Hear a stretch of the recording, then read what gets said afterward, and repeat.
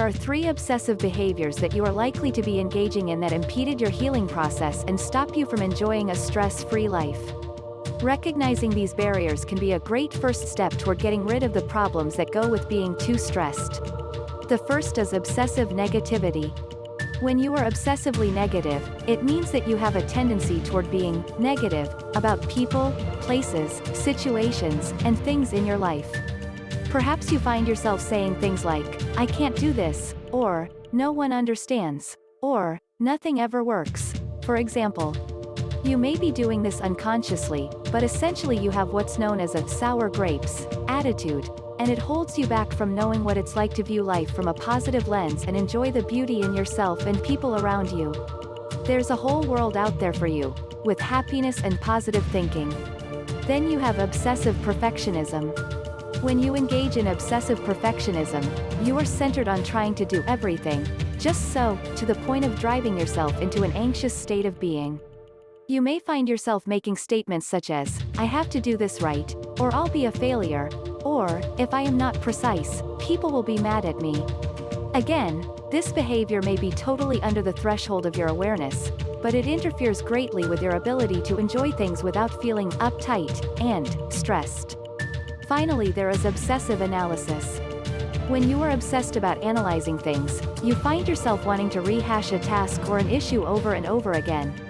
For instance, you might find yourself making statements such as, "I need to look this over, study it, and know it inside and out. Or else I can't relax." Or, "If I relax and let things go without looking them over repeatedly, things go wrong." While analytical thinking is an excellent trait, if it's done in excess you never get to stop and smell the roses because you're too busy trying to analyze everything and everyone around you. Gaining insight into this type of behavior is one of the most important keys to letting go of stress, and getting complete power over your anxiety. If you find yourself engaging in any of the above blocking behaviors, there are 2 things you can do to help yourself. First, ask the people you know, love, and trust. Am I negative about things? Do I complain a lot? And, am I difficult to be around? This may be hard for you to listen to, as the truth sometimes hurts a great deal. But the insight you will get from others' assessment of you is invaluable, and you'll know precisely how others see you. Accept their comments as helpful info, and know that you will gain amazing insights from what you hear.